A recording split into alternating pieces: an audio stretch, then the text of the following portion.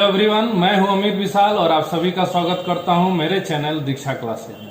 आज का ये वीडियो पूरी तरीके से मेरे स्टूडेंट्स, मेरे व्यूअर्स को समर्पित है। मैं आपको ये बताना चाहता हूं कि आज पूरा देश नेशनल हीरोज डे के रूप में हमारे राष्ट्रपिता महात्मा गांधी और हमारे पूर्व प्रधानमंत्री लाल बहादुर शास्त्री जी का जन्म दिवस मना रहा है। उनके योगदानों को हम भुला नहीं सकते हैं। उन फ्रीडम फाइटर्स के बलिदान को हम भुला नहीं सकते हैं। So Diksha classes pays homage to राष्ट्रपिता Mahatma Gandhi and former prime minister of our India Lal Bahadur Shastri. आज का ये वीडियो लाल बहादुर शास्त्री जी को समर्पित है। बच्चों, इस वीडियो को बनाने के पीछे जो मुख्य उद्देश्य है वो लाल बहादुर शास्त्री जी के जीवन के अनछुए पहलुओं को आप सभी के सामने लाना है। कहीं ना कहीं लाल बहादुर शास्त्री जी के द्वारा किए गए महान कार्य दब गए, छुप गए या उसको उस तरीके से हाईलाइटेड नहीं किया गया जैसा होना चाहिए।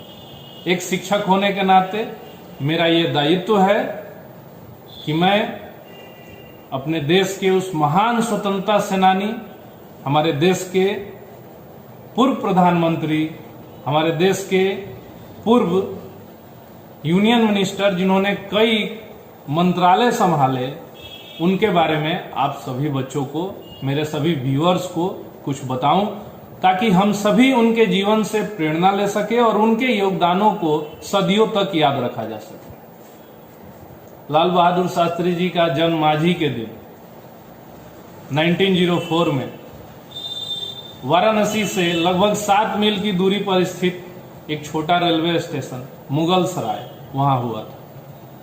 उनके पिताजी जो कि एक शिक्षक थे, लाल बहादुर शास्त्री जब 1.5 वर्ष के थे कमोबेश, तो उनकी पिता की मृत्यु हो गई। माता उनकी मात्र 20 वर्ष की थी और उनके सामने 3 बच्चों के लालन पोषण का बड़ा दायित्व था। वे अपने बच्चों को लेकर अपने माता पिता के घर चले आए। लाल बहादुर शास्त्री जी बचपन में स्कूल जाने के लिए नदी तैर कर जाते थे। तो बच्चों, आपको जो हार्ड लेबर सीखना है, जो डेडिकेशन सीखना है पढ़ाई के प्रति, लाल बहादुर शास्त्री जी आपके आदर्श हो सकते हैं। अच्छी पढ़ाई के लिए उनकी मां ने उनके एक अंकल के पास उनको वाराणसी भेज दिया। वाराणसी वो अपने स्कूल बेयर फुटेड यानी कि नंगे पांव जाते थे। मात्र 11 वर्ष की उम्र में ही वो गांधी जी के विचारों से प्रभावित होने लगे। 17 वर्ष की उम्र में भारतीय स्वतंत्रता संग्राम की लड़ाई में वो जेल गए। नाबालिग होने के कारण वो जेल से छूटकर बाहर आ गए। भारत में अंग्रेजी हुकूमत के खिलाफ स्थापित काशी विद्यापीठ में उनका नामांकन हुआ और वहीं से जो बैचलर डिग्री उनको प्राप्त हुई उसमें उनको बैचलर डिग्री के रूप में शास्त्री उपनाम दिया गया, जो आज भी हम लाल बहादुर शास्त्री जी के उपनाम के रूप में जानते हैं। स्टूडेंट्स, पूरे जीवन काल में उन्होंने 8 से 9 वर्ष जेल के अंदर गुजारे। 11 वर्ष 17 वर्ष की उम्र में, फिर 1930 में, 41 में, 1946 में जब जब भारतीय स्वतंत्रता संग्राम का मुख्य आंदोलन चला उसमें वो जेल गए और गांधी जी के एक विचार से वो बहुत प्रभावित थे। गांधी जी का एक विचार, hard labour is equal to prayer, यानी कि आप अगर कड़ी मेहनत करते हो तो वो भगवान की प्रार्थना के समान है। इस विचार से वो बहुत प्रभावित थे। उनके योगदानों को ध्यान देते हुए जब आजादी के बाद कांग्रेस की सरकार बनी उत्तर प्रदेश में उनको सेक्रेटरिएट में वर्क मिला। उसके बाद उत्तर प्रदेश के वो राज्य गृह मंत्री हुए। उसके बाद उन्हें केंद्रीय कैबिनेट में भी जगह मिली।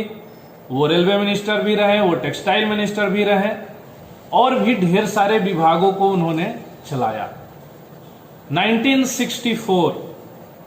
1964 में लाल बहादुर शास्त्री जी हमारे देश के दूसरे प्रधानमंत्री चुने गए। 1964 के समय में हमारा देश अनाजों के लिए पूरे तरीके से एक्सपोर्ट पर निर्भर था, यानी बाहर से जो अनाज हमें मिलते थे, देश जो है अपने खाद्यान्न आपूर्ति के लिए कमोबेश नॉर्थ अमेरिका पर ज्यादा डिपेंडेंट था। 1965 में हमारे देश में बहुत ही बड़ा सूखा पड़ा, ड्राफ्ट। 1965 में पाकिस्तान से युद्ध भी हुआ। शास्त्री जी को 1965 में उनके कड़े निर्णयों के लिए जाना जाता है। उन्होंने देश को जागरूक किया और जिस समय अमेरिका ने हमारे देश को गेहूं देने से मना कर दिया, उस समय, उस भयंकर त्रासदी के समय भी उन्होंने लोगों से कहा कि आजादी के लिए लड़ना या फिर आजाद होना या आजादी को बरकरार रखना केवल सैनिकों का काम नहीं है, ये पूरे देशवासियों का काम है। और फिर उनके आह्वान पे हमारे देश के लोगों ने प्रति सप्ताह 1 दिन का उपवास रखा और हम उस भयंकर त्रासदी से भी बाहर आ गए। अफसोसजनक बात यह थी कि 1965 में पाकिस्तान को जो युद्ध में हार मिली, उसके बाद जो ताशकंद समझौते में शास्त्री जी जा गए, वहां उनकी रहस्यमयी मौत हो गई और हमने एक महान विभूति, एक महान नेता, एक जन नेता, एक स्वतंत्रता सेनानी को खो दिया। परंतु शास्त्री जी द्वारा किए गए कार्यों, शास्त्री जी की ईमानदार छवि, शास्त्री जी के सादा जीवन, उच्च विचार, जो कि महात्मा गांधी के इस विचार से वो काफी प्रभावित थे, इन विचार, ये जो उनके विचार है आज भी हम सभी को प्रेरित करते हैं। मैं आपको एक घटना सुनाता हूं। शास्त्री जी एक बार जेल में बंद थे। उनकी पत्नी उनके लिए आम लेके गई। जेल मैनुअल के अनुसार बाहर से खाने की चीजें जो है वो अंदर मंगाना जो था वो अपराध था। फिर भी शास्त्री जी तक आम पहुंचा।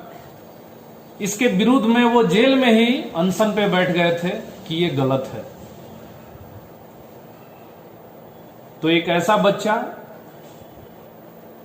जिसका बचपन भयंकर गरीबी में बिना पिता के साए में गुजरा, फिर भी उसके अडिग रवैये ने, उसके हार्ड लेबर वाली सोच ने उसको झुकने नहीं दिया, उसको रुकने नहीं दिया।